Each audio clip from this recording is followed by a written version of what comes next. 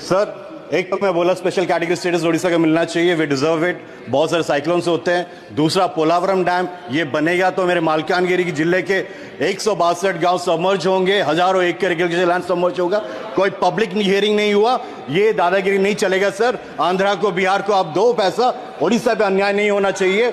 तीसरी बात सर, मेरे एक एस्टीम्ड कोलीग बोले थे कि यूपीए टाइम में रेल लाने के लिए लालू जी के पास जाते थे। मैं आपको उदाहरण देता हूं सर, रायगढ़ रेल डिवीजन 2017-18 में इसको डिक्लेयर किया गया।